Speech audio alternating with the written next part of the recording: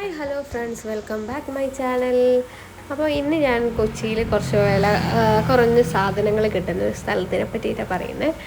അപ്പോൾ കൊച്ചിക്കാർക്ക് അറിയായിരിക്കും, പിന്നെ ഇവിടെ നിന്ന് ബാക്കിയുള്ള ജില്ലയിൽ നിന്ന് കൊച്ചിയിലേക്ക് പോയില്ലേ അവർക്ക് അറിയില്ലായിരിക്കും.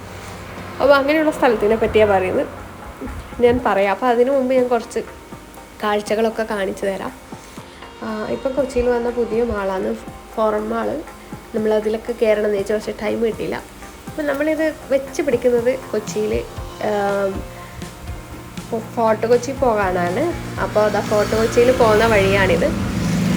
ഇപ്പോൾ കുറേ വർഷങ്ങളായി കൊച്ചിയിൽ വന്നാൽ ഇവിടെയൊക്കെ വരാത്തത്.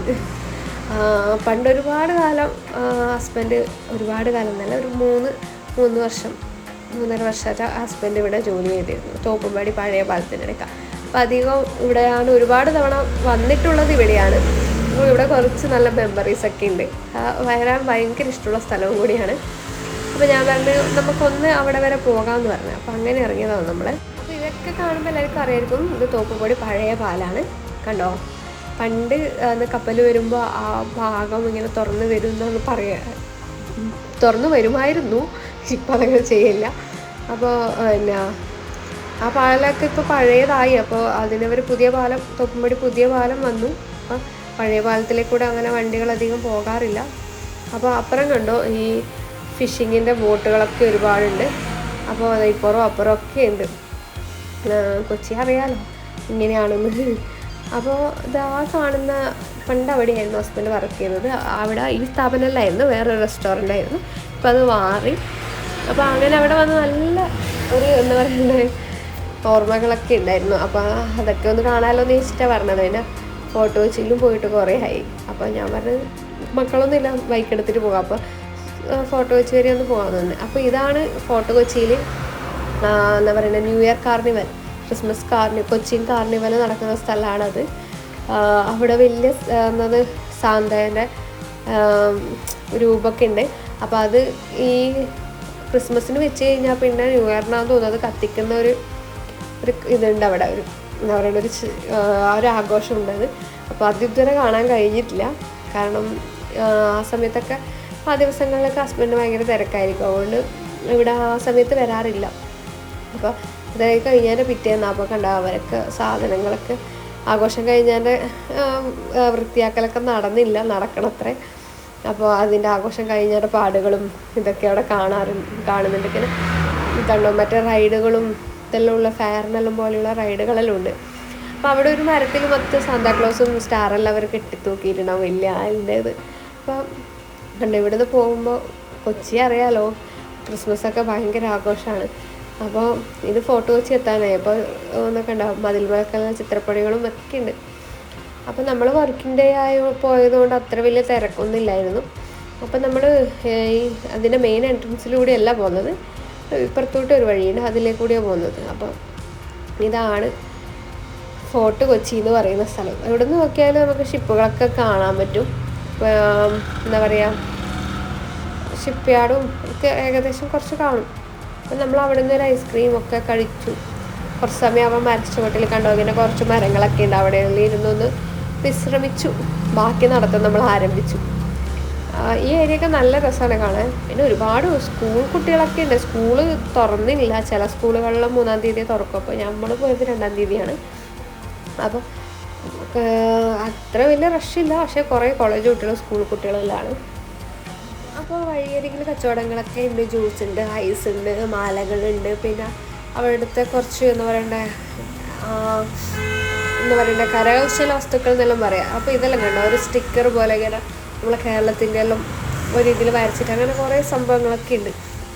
അപ്പം നമ്മളവിടെ നിന്ന് മോന് വേണ്ടിയിട്ട് പെണ്ണിങ്ങനെ ഒരു സ്കെയിലില്ല, അതിൻ്റെ ഉള്ളിൽ വട്ടമായിട്ട് പല രീതിയിലും വട്ടം വരച്ച ഒരു പൂവെല്ലാക്കുന്ന ഒരു സംഭവം സ്കെയിൽ, അതിനെന്താ പറയുന്നത് എനിക്കറിയില്ല, അതൊക്കെ വാങ്ങിയിരുന്നു. അപ്പോൾ ഇവിടെ ഒരു പാർക്ക് ഉണ്ടായിരുന്നു, അതിൻ്റെ എന്തോ പണി നടക്കുവാണ്. പാർക്ക് ഒന്ന് നേരെ രൂപീകരിക്കുന്നുണ്ട് തോന്നുന്നു. അപ്പോൾ അതിൻ്റെ പണി നടക്കുന്നതുകൊണ്ട് അതൊക്കെ പൊളിച്ചിട്ടിട്ടുള്ളത്. അപ്പോൾ ഈ ഏരിയ അറിയില്ലേ, സിനിമയിലെല്ലാം ഉള്ള ഏരിയ വന്ന് ഫോർട്ട് കൊച്ചിയിൽ വന്നാൽ അവിടെ വന്ന് ഫോട്ടോ എടുക്കാത്ത ആരും ഉണ്ടാവില്ല. മെയിൻ ഫോട്ടോ സ്പോട്ടുകളാണ് ഫോർട്ട് കൊച്ചിയിൽ അധികം ഉള്ളത്. അധികം സിനിമയിലും ഉള്ള സ്ഥലങ്ങളും കൂടിയാണ്. ഇത് നമ്മൾ പോകുന്നത് ബിഗ് ബി സിനിമയിലെ ആ ഒരു വീട്ടിലേക്കാണ്. അതിൻ്റെ ആ ചുമരുമ്മലൊക്കെ ഇപ്പോൾ എന്തല്ലോ പിന്നെ പെയിൻറ്റിങ് ഒക്കെ ഉണ്ട്. ഇതാണ് ആ ബിഗ് ബീൻ്റെ ഷൂട്ട് കിടന്നത്. പിന്നെ നമ്മൾ അവിടെ നിന്ന് വരുന്ന വഴിക്ക് നാടൻ ഊണ്, വീട്ടിലെ ഊണ്, സീ ഫുഡ് എന്നെല്ലാം കണ്ടിട്ട് കയറിയതാണ്. ഭക്ഷണം അത്ര പോരാ. അപ്പോൾ വെറുതെ കയറി എന്നുള്ള അവസ്ഥയെ വെച്ചാൽ നന്ന മോശമല്ല, പക്ഷെ കറികളൊന്നും തീരെ പോരാ. അപ്പോൾ നമ്മൾ തിരിച്ച് വരുന്ന വഴിയാണിത്. ഇതൊക്കെ നേവീൻ്റെ സെൻറ്ററാണ്. നേവീൻ്റെ ഇതിലെയാണ് അതിൻ്റെ എൻട്രൻസ്. അവിടെ അതിൻ്റെ അപ്പുറമൊന്നും ഫോട്ടോഗ്രാഫിയൊന്നും ഇതെല്ലാം പ്രൊഹിബിറ്റഡാണ്. അപ്പോൾ അവിടെ പണ്ട് അതിലേ പോകുമ്പോഴൊക്കെ ഈ നേവി കുട്ടികൾ പഠിക്കുന്ന എന്താ പറയണ്ടേ വിമാനങ്ങളൊക്കെ കാണുമായിരുന്നു. അപ്പോൾ ഇപ്പം അതിൽ ഏകരം കൂട്ടി എല്ലാം നമ്മൾ ഓട്ടോയിലൊക്കെ പോകുമ്പോൾ കാണുമായിരുന്നു.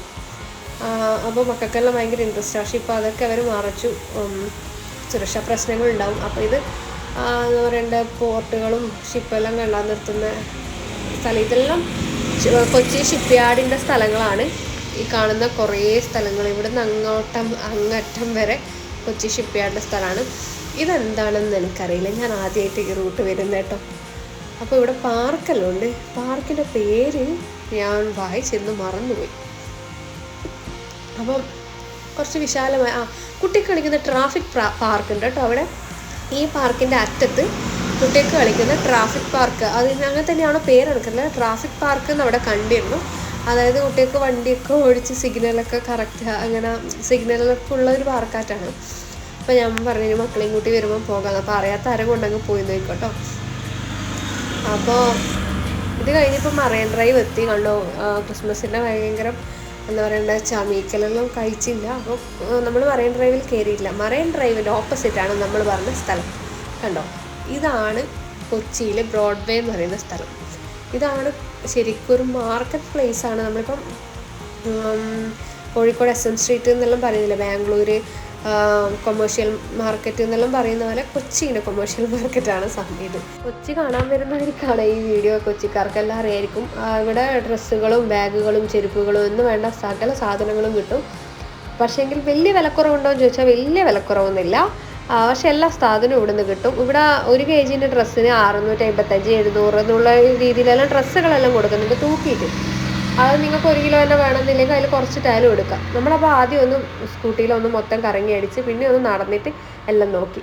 അപ്പം കമ്പയർ ചെയ്ത് നോക്കുമ്പോൾ ചില സ്ഥലങ്ങളിലൊക്കെ നല്ല കുറവുണ്ട് ഡ്രസ്സിൻ്റെ ഓരോ ഷോപ്പുകളിൽ. നിങ്ങൾ ഒരു ഷോപ്പിൽ മാത്രം കയറിയിട്ട് എടുക്കാൻ പാടില്ല, എല്ലാവർക്കും ഒന്ന് ചോദിച്ച് മനസ്സിലാക്കിയതിന് ശേഷം എടുക്കും. കാരണം ചില സ്ഥലങ്ങളിൽ വലിയ റേറ്റ് ഉണ്ട്, ചില സ്ഥലങ്ങളിൽ ചെറിയ റേറ്റേ ഉള്ളൂ, ചില സ്ഥലങ്ങളിൽ മീഡിയം. അപ്പം നമ്മൾ ഡ്രസ്സൊക്കെ നോക്കി കുറച്ച് ഡ്രസ്സെല്ലാം എടുത്തു. അപ്പോൾ നമ്മൾ അതിൻ്റെ വീഡിയോ എടുത്തില്ല. പിന്നെ ഈ സർപ്ലസ് എന്നുകൊണ്ട് 1 kg എന്ന് പറയുന്നത് അതിന് പാൻറ്റെല്ലാം ഓക്കെയാണ്. പക്ഷേങ്കിൽ ഡ്രസ്സെല്ലാം ചുളിഞ്ഞ് പിന്നെ നേരിയത് അങ്ങനെ വലിയ ക്വാളിറ്റി ഒന്നുമില്ല. അപ്പോൾ ക്വാളിറ്റി എല്ലാം ഉള്ളത് നോക്കി തിരഞ്ഞെടുക്കേണ്ട കഴിവ് നമുക്കാണ്, ബാധ്യതകളെല്ലാം നമുക്കാണ്. അപ്പോൾ നമ്മൾ ലാസ്റ്റ് കയറി കുട്ടിക്ക് എന്തെങ്കിലും വാങ്ങിക്കാൻ വേണ്ടി ഒരു ഷോപ്പിൽ 2-3 ഷോപ്പ് കയറി. അപ്പോൾ ഒരു JCBക്കെല്ലാം ചെറിയ JCBക്കെല്ലാം 400 ചില്ലറയൊക്കെ പറയുന്നു. നോക്കുമ്പോൾ അതേ JCBക്ക് ഈ ഷോപ്പിൽ 100 ചില്ലറയൊക്കെ പറഞ്ഞിട്ടുള്ളൂ.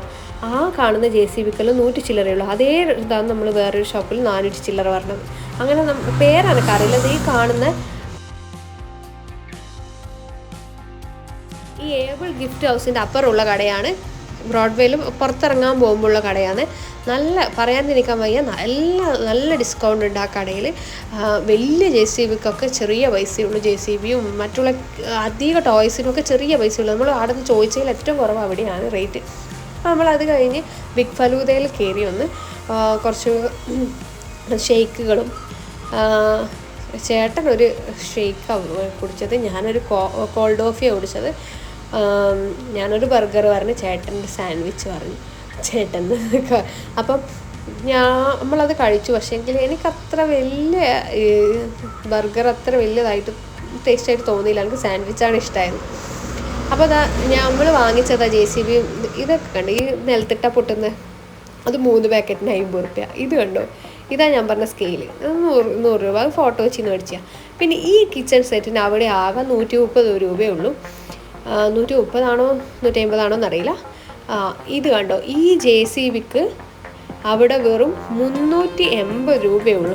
നമ്മൾ ഇതിലും ചെറിയ JCBക്കാണ് ഒരു സ്ഥലത്ത് 450 പറഞ്ഞത്. നല്ല ക്വാളിറ്റി മെറ്റീരിയലാണ്. നിങ്ങൾ കാണുമെന്ന് വിചാരിക്കണം, നല്ല ക്വാളിറ്റി മെറ്റീരിയലാണ്. നമ്മളൊരു ടിപ്പറും വാങ്ങി JCBയും വാങ്ങി 300 സംതിങ്ങേ ഉള്ളൂ. 80 50 എനിക്ക് ഓർമ്മയില്ല. ചെറിയ പൈസയുള്ളൂ എന്ന് വെച്ചാൽ വലിയ സാധനങ്ങളാണ്. അപ്പോൾ അവിടെ അങ്ങനെ എല്ലായിടയ്ക്കും നോക്കി നടന്ന് നല്ല അടിപൊളി സാധനങ്ങൾ കിട്ടും. അതാണ് ഞാൻ പറഞ്ഞത്. അപ്പോൾ അതാ മോൻ അതിനെ കൊണ്ട് കളി തുടങ്ങി. അതല്ലാണ്ട് വേറൊരു കുട്ടി JCB നാട്ടിൽ നിന്ന് വാങ്ങിയിരുന്നു, അതിനെ കൊണ്ടായിരുന്നു കളി.